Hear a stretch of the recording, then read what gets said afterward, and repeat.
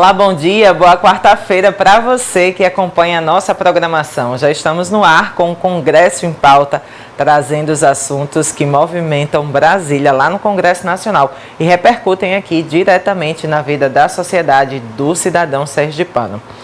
Crimes contra a democracia. Esse é o eixo central da discussão que resultou na revogação da Lei de Segurança Nacional, incluiu no Código Penal os crimes considerados contra o Estado Democrático de Direito, a exemplo de atitudes contra o funcionamento das eleições, contra a cidadania ou contra instituições democráticas. A Lei de Segurança Nacional é de 1983, momento em que o Brasil ainda vivia sob uma ditadura militar, de acordo com os críticos à lei. Entre eles, o senador Rogério Carvalho. O debate sobre a revogação voltou à tona por causa de uma série de processos baseados na lei. A partir de 2019 e em 2020, 51 inquéritos foram contabilizados. Foram alvos desses inquéritos jornalistas, manifestantes e influencers digitais, como Felipe Neto, e artistas como o cartunista Aroeira. O PL 2108 de 2021, que revogou a Lei de Segurança Nacional, foi sancionado. E agora é a Lei 14.197 de 2021, que cria o título 12, Decreto-Lei número 2.848, o Código de Processo Penal. Para debater sobre esse assunto, vamos conversar a partir de agora com o senador Rogério Carvalho, que foi relator da proposta enquanto ela tramitou no Senado Federal. Seja bem-vindo, senador, aqui ao Congresso em Pauta mais uma vez, né? O senhor foi eu começo a nossa entrevista aqui perguntando, dando as boas-vindas, e queria que o senhor esclarecesse, né? O senhor sempre foi um dos críticos do uso da Lei de Segurança Nacional em processos recentes, né?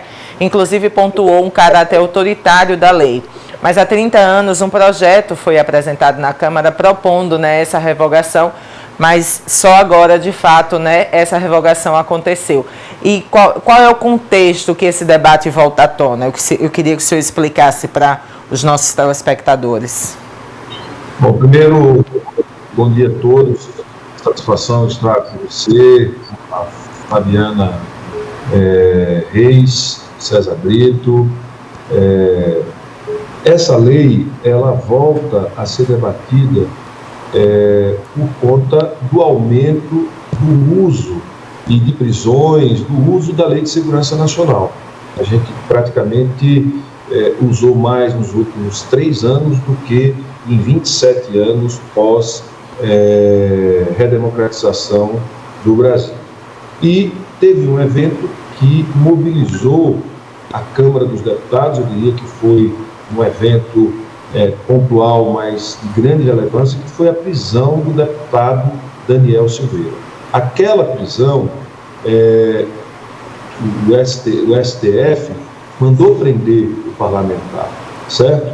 E a Câmara manteve a prisão, depois a prisão domiciliar, está respondendo processo, mas era preciso que tivesse outros dispositivos ou outro dispositivo legal que pudesse regulamentar a agressão ao Estado democrático. A gente teve um probleminha aí na conexão do senador Rogério Carvalho.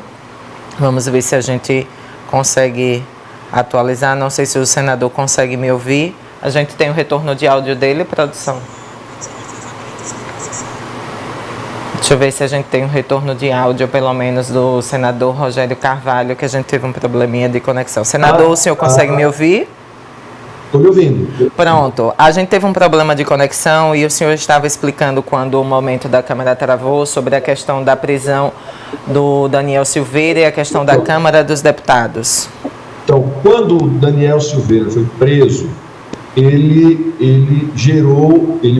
foi preso e veio para foi determinada, decretada a prisão dele pelo STF, e isso tinha que ser aprovado pela Câmara. A Câmara tinha que validar essa prisão e a Câmara manteve a prisão do Daniel Silveira. Então, isso foi um fato que gerou uma mobilização interna para ter uma resposta. E o melhor de tudo é que a resposta foi muito equilibrada, né? a Margarete Coelho, junto com o Paulo Teixeira e um grupo de parlamentares, fizeram várias reuniões na Câmara. Eu quero aqui tecer toda a minha homenagem a eles, que eles fizeram o texto inicial, conseguiram aprovar um texto com um capítulo, né, na verdade, um título no Código de Processo Penal, revogar a Lei de Segurança Nacional e com 6 dispositivos, com 6 capítulos, que trata dos crimes contra o Estado Democrático de Direito. Eles conseguiram, no capítulo 1, dos crimes contra a soberania nacional, dos crimes contra as instituições democráticas, dos crimes contra o funcionamento das instituições democráticas e o processo eleitoral, dos crimes contra o funcionamento dos serviços essenciais e as disposições comuns. Eles conseguem, de forma enxuta, num texto bastante objetivo, com tipos mais fechados penais, aprovar uma lei por ampla maioria na Câmara. E aqui no Senado a gente teve o trabalho de aperfeiçoar um pouquinho o texto, envolvendo juristas que trabalham no Brasil, fora do Brasil, juristas de renome, que já tinham participado na Câmara, outros que participaram aqui. Fizemos pelo menos umas 4 audiências públicas envolvendo em torno de 100 entidades que atuam nessa área de defesa da democracia, das liberdades individuais, e nós conseguimos aprovar aqui no Senado. Tivemos um embate forte, porque a base do governo aqui no Senado se organizou mais do que na Câmara, e tentaram já aqui derrotar o capítulo que trata dos crimes contra a cidadania. Eles já tentaram derrubar o artigo 359, que é impedir mediante violência ou grave ameaça o livre e pacífico exercício de manifestações de partidos políticos, de movimentos sociais, sindicatos. Já houve uma movimentação para derrubar este artigo, certo? E como houve também, com relação à comunicação enganosa em massa, não houve tanta movimentação.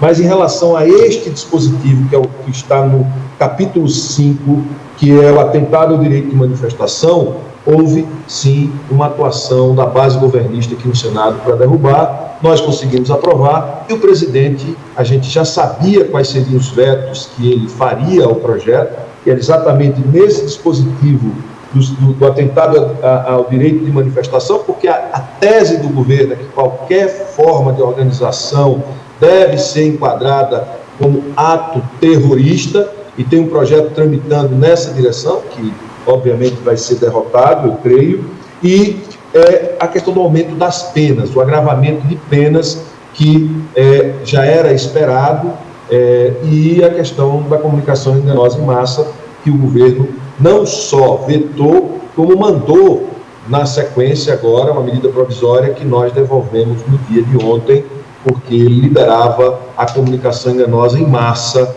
como regra autorizada pela lei, certo? Então, esse é o histórico desse trabalho. Eu diria que a gente retira um dos últimos grandes entulhos autoritários, né?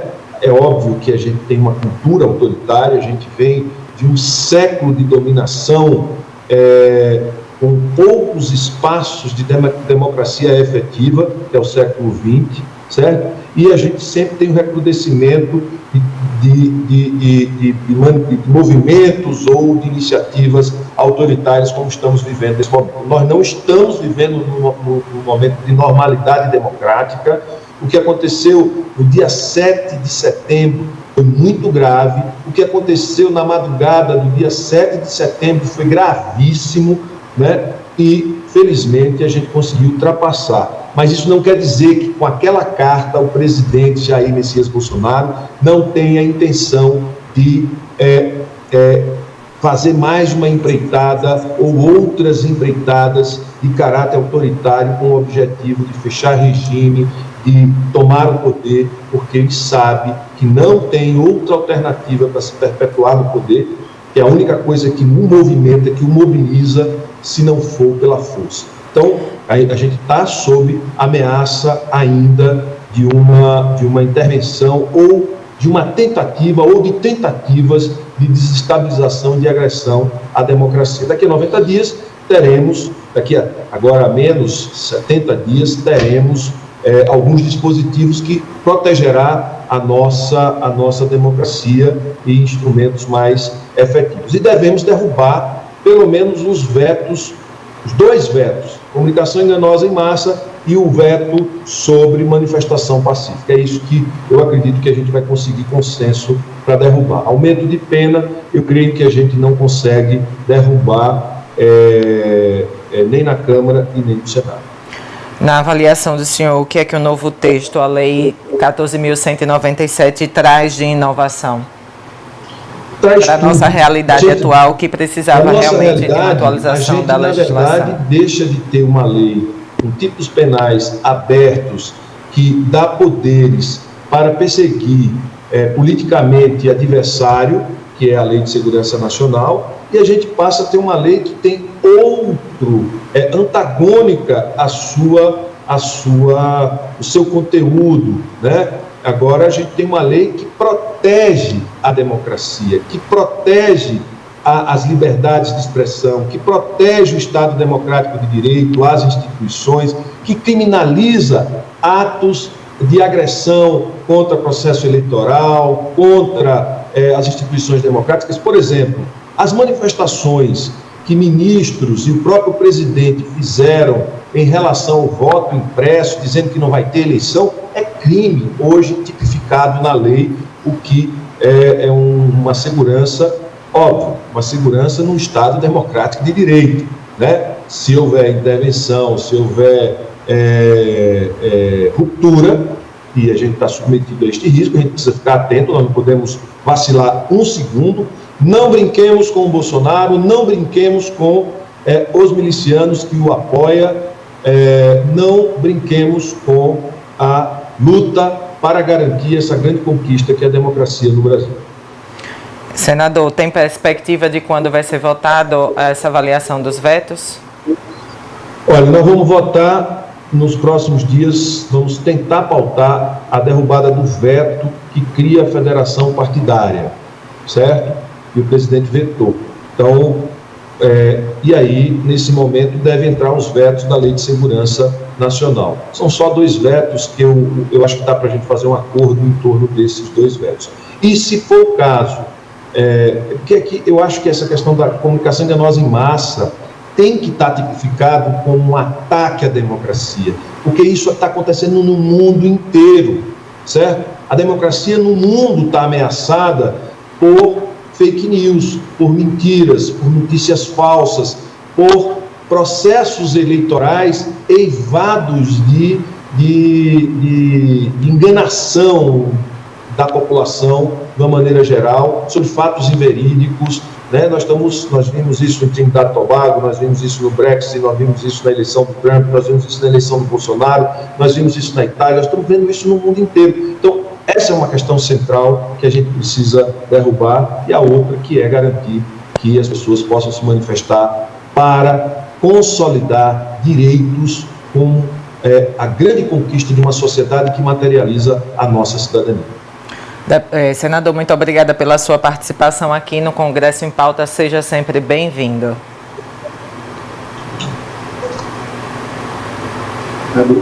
Obrigado. Eu vou me despedir da Fabiana Reis, do César Brito, de você, que eu não estou vendo seu nome aqui na tela. Clécia. Clécia, obrigado, Clécia. Obrigado a todos os telespectadores da TV Alese e a todos que fazem a TV Alese. Obrigado. Obrigada, bom dia, bom trabalho. E a partir de agora a gente vai conversar com o advogado sergipano César Brito, que trabalha com entidades sindicais, movimentos populares e organizações não governamentais. Foi ex-presidente da OAB Nacional, e atualmente é membro honorário vitalício. Seja bem-vindo, César, aqui ao Congresso em Pauta. Vou começar, né, que a gente tem aí Fabiana ainda para conversar com a gente, mas a gente tem uma série de dúvidas aí para esclarecer, né? Na época da Lei de Segurança Nacional, que foi publicada em 1983, existia a ideia de uma necessidade de proteção contra ataques internos, né, promovidos por movimentos principalmente de oposição. Já na nova lei agora, né, propõe o escopo geral de crimes contra a democracia. Quais são aí as principais diferenças nesse contexto aí que a gente vive, que a gente viveu e que a gente vive agora? Inicialmente, Clécia, queria fazer a saudação na forma que o Museu da Língua Portuguesa nos aconselha. Saúda todas, todos e todos igualitariamente. É um prazer estar aqui e sempre ouvi o senador Rogério Carvalho, é muito importante, e agora a Fabiana, que já conversamos longamente antes de começarmos, e sei que aprenderei mais ainda com ela. Então, de forma de uma saudação igualitária, eu queria fazer também uma outra saudação, porque hoje é o Dia Internacional da Democracia. Eu acabei de registrar isso no meu Instagram, porque tem tudo a ver com o que nós estamos conversando. Nós estamos falando de uma lei que precisa proteger o Estado Democrático de Direito quase 30 anos depois da Constituição Federal. O que parece ser um absurdo, um paradoxo, né? Se nós dizemos e aprendemos que nada pode ser feito, nada pode ser além do que é a Constituição brasileira, porque precisamos de uma lei que defenda a própria democracia, que defenda a própria Constituição. Por uma razão muito simples, é porque às vezes é mais fácil mudar uma lei do que a cabeça da pessoa humana. Quem tem uma cabeça autoritária, quem tem uma cabeça que apoia tortura, que apoia o não reconhecimento do ser humano como a razão de ser na política de Estado, quem tem uma cabeça que defende a LGBTfobia, que defende o racismo sem nenhum pudor, precisa mesmo de uma lei. A gente brinca que no Brasil, infelizmente, portaria de delegado vale mais do que Constituição, então é preciso mesmo uma lei nova para revogar mentalidades autoritárias. A Lei de Segurança Nacional, o próprio nome dela já assim diz, ela faz parte do que nós chamávamos de pacote do entulho autoritário que mantinha a ditadura civil-militar de 1964. E desse pacote, vários já foram revogados, como o AI-5, a Lei da Imprensa, que pelo Supremo Tribunal Federal, que disse que reconheceu corretamente que não havia sido recepcionada pela Constituição, mas duas ainda permanecem. Uma que trata da legislação da Polícia Federal, que ainda coloca como um órgão à disposição do governante e impede que os agentes da polícia possam exercer livremente essa opinião. Vou dar só um exemplo, porque eu falo que eu tenho uma ação de inconstitucionalidade no Supremo nesse sentido, dizendo que foi punido um dirigente do sindicato da Polícia Federal porque foi dar uma palestra na OAB, dizendo que isso poderia macular a imagem da Polícia Federal. Então, esses entulhos autoritários precisam ser revogados, porque nós vivemos, repito, sobre a égide da Constituição, que é chamada, com muita propriedade por Guimarães, de Constituição Cidadã, porque a cidadania está nos seus capítulos. Primeiro, o Estado tem que existir para proteger a cidadania. E a Lei de Segurança Nacional, como o próprio nome diz, ela visava a proteção dos governantes autoritários. Ela não tinha como finalidade proteger a sociedade, proteger o cidadão dos arroubos autoritários do Estado. E se nós formos olhar item por item, estava lá, e a parte que foi utilizada, a proteção aos governantes que não poderiam ser objeto de crítica, tipo da ditadura militar. Não poderia, o direito de reunião era expressamente vedado. Havia, e na ditadura militar, havia essa preocupação muito grande de combater as propostas socialistas. Toda hora fala, não pode ter nenhuma reunião que se fala em luta de classe, que é a essência de uma proposta ideológica que dividia o mundo aliás, não entendo porque hoje se fala ainda em comunismo, né, que nós, com a queda do Muro de Berlim em 1989, nós não temos mais nenhum, salvo como fake news para justificar a volta do autoritarismo. Mas eu acho que a ideia foi mostrar que pós-Constituição de 88, a cidadania que tem que ser preservada, a democracia que tem que ser preservada, e não uma visão autoritária que só deixa saudade para quem é autoritário. Aliás, eu estava no debate uma vez com o então deputado federal e presidente da República, e ele disse que tinha saudade da época lá atrás. Eu digo, saudade tem do que se gosta, né? Quem gosta de ditadura, quem gosta de tortura, quem gosta de exílio, quem gosta de censura, tem que ter saudade desse período. A gente não tem que ter saudade de uma democracia plena que está começando a ser ameaçada abertamente nos dias atuais. Então é bem-vinda a lei de defesa do Estado Democrático de Direito, que nada mais é do que a sobrevivência de todos nós enquanto pessoa humana. O senhor acredita que essa lei também é um amadurecimento, né, para a sociedade brasileira e para os poderes que compõem o Brasil, para cada um saber que liberdade é uma coisa que precisa ser respeitada, é um amadurecimento do nosso país também? Quando você vive no período de ditadura, e minha geração assim o fez, eu me formei em 84, ainda a ditadura respirava, agonizava, mas ainda respirava. Depois aqui, com os movimentos sociais e com a conquista da Constituição, ela desapareceu. Quem viveu num sistema autoritário sabe muito bem o que é isso. Só que nós temos uma geração que nasceu já respirando liberdade. E quem não teve a liberdade castrada não sabe o que é um regime como este. E aí as pessoas que sabem, e essa é a gravidade, as pessoas que viveram a ditadura, que lucraram com a ditadura porque ela não permitia que se divulgasse a corrupção. Eu vou dar um exemplo muito típico que eu já disse em um texto. Fala-se da corrupção da Petrobras, mas num dos livros que eu li, até uma revista super interessante, que é divulgada, diz que a Odebrecht era a terceira maior empresa da Bahia, no governo Costa e Silva, e termina sendo a segunda maior empresa do Brasil, construindo a sede da Petrobras.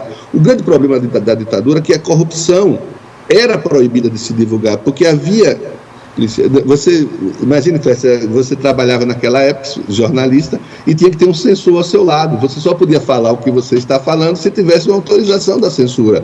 E ela impedia que nós divulgássemos a corrupção. Chegaram ao ponto de impedir que um surto de meningite que havia no Rio de Janeiro, na sua cidade, né, havia um surto que matava, a ditadura não permitia, que dizia que estava com meningite, para não parecer que a política de saúde pública da ditadura era ineficaz, preferia que as pessoas morressem. Não muito diferente do que nós estamos vendo hoje, com os fake news, com a proibição. Precisaram os jornalistas colocarem um consórcio para divulgar o que estava acontecendo. Então, é por isso que é importante, para essa geração que não viveu, ter uma lei que oriente, uma lei nova, para dizer, oxa, é preciso que a lei tenha esse papel educativo. O papel da lei não é punição, não é a visão punitivista, mas dizer, olha, existe isso. E se ele for olhar a regra anterior, ele vai dizer, poxa, a regra anterior é de punição, é punitivista, é de não expressão. Essa atual não, essa atual muito importante. E sobre o direito de reunião, que nós discutimos muito, é bom ler uma decisão recente do Supremo, que é o RE 806-339, que trata do direito de reunião, que reconhece o direito de reunião em cima de um caso que aconteceu aí em Sergipe, em Propriá, que foi depois do reconhecimento do direito da cidadania, ainda que atravessando a nossa ponte, a ponte da integração nacional, poder dizer que era contra a transposição de São Francisco, apesar de ser, na época, uma política de governo. Então é muito importante vivermos na democracia, e essa lei, na própria nomenclatura dela, Lei de Defesa do Estado Democrático de Direito, já sinaliza que a pessoa humana e a democracia é que deve ser tutelada, e não a repressão e a compreensão de que o Estado pode tudo. O Estado é importante, ele pode muito, mas não pode tudo. E na sua limitação está exatamente a democracia e o respeito à pessoa humana. Na opinião do senhor, esse novo texto, o que traz de inovação para a legislação brasileira? Primeiro, na formulação. Quando você diz que o foco de proteção é o Estado Democrático de Direito e não o Estado autoritário, isso já permite, na tipificação do crime, ou na concretizar o crime em cada processo, dizer qual foi o objeto da manifestação. Foi atentar contra a democracia? Se disser foi atentar contra a democracia, é crime. Mas se for defender a pessoa humana, a liberdade de expressão, o direito de reunião, não é crime. Então, essa é uma diferença muito importante que vai ter efeito prático. Porque quando eu vou... Porque a lei, ele traz uma preocupação e uma determinação abstrata. Ela é concretizada no processo. Então, o fato de o foco de defesa dela é a própria democracia, isso vai demonstrar em cada processo, quando e se porventura alguém quiser processar, utilizá-la, dizer, olha, eu estou agindo isso em defesa da democracia e não o contrário. Ou eu estou atacando a democracia e por isso vou ser processado. Então, o fato determinante que a proteção é a pessoa humana, é o Estado Democrático de Direito, é uma mudança de mentalidade muito forte, e isso é por isso que nós temos que aplaudir a própria lei. Se você for olhar, alguns tipos tem lá, de lá, repete para cá também, claro. A preservação do Estado, impedir a separação dos Estados, impedir o separatismo, né? Tudo isso estava lá e está cá, claro, mas o foco é que é diferente. O foco agora é impedir que se violente a democracia. E lá era para se conservar o autoritarismo, uma lógica insana de uma ditadura civil-militar terrível e que maculou a imagem do Brasil, mas, sobretudo, que ceifou vidas de brasileiros e brasileiras. Aliás, algumas delas ainda desaparecidas. César, muito obrigada pela sua participação aqui no Congresso em Pauta. Seja sempre bem-vindo.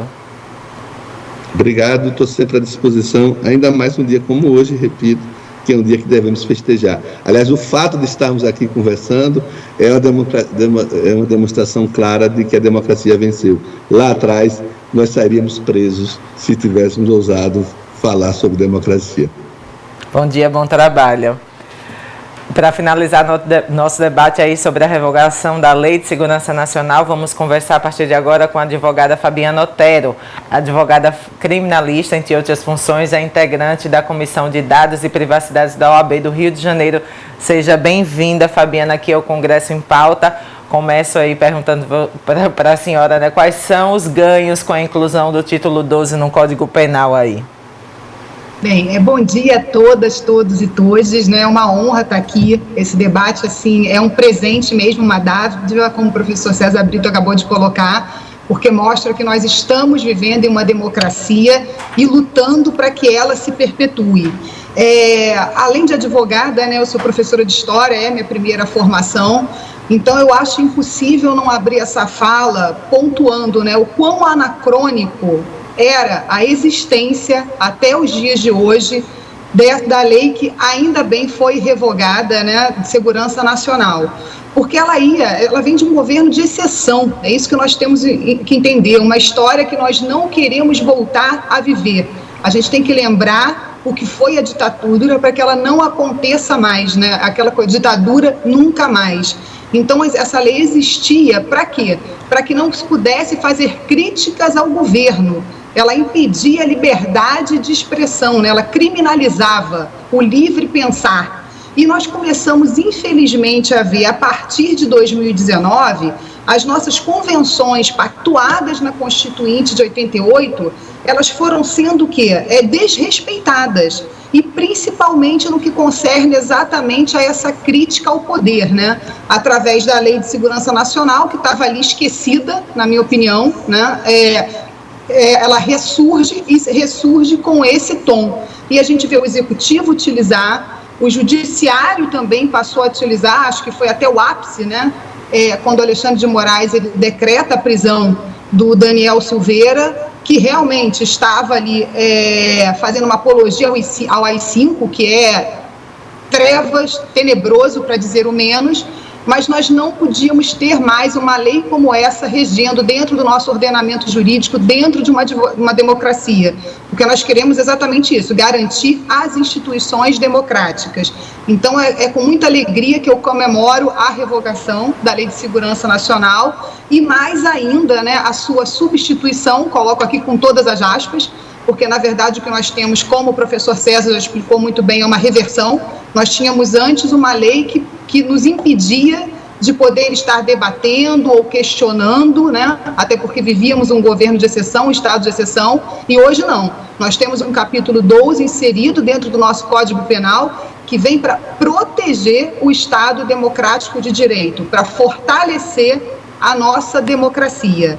Infelizmente, nós tivemos aí dos 10 artigos, né, tivemos 4 vetos feitos pelo nosso presidente, dos quais o senador Rogério Carvalho já falou muito bem. Espero que nós vamos conseguir derrubar pelo menos 2 desses 2 vetos, os que eu considero, inclusive, mais importantes, porque como advogada criminal, eu tenho que falar, eu não sou a favor de uma maior punição, de um aumento das penas. Isso já está mais do que demonstrado que é insuficiente, não resolve os problemas. Se resolvesse, não seríamos a 3ª maior população carcerária do mundo. O que resolve é o conhecimento, é a educação. Agora, de fato, o veto ao capítulo, né, que previa criminalizar a disseminação de desinformação, né, mais conhecida como fake news, é um verdadeiro absurdo. Nós precisamos dessa proteção, em especial como um todo, mas em especial quando se fala das eleições, né? Nós já acompanhamos aí, como o senador já falou em sua fala, o senador Rogério, o que foi a utilização da desinformação e da fake news pelo mundo todo nas eleições. Para além disso, o que vivenciamos aqui durante a pandemia, ainda estamos vivenciando com relação à vacinação, os atrasos, né, os prejuízos que a desinformação, que a fake news causou, é absurdo.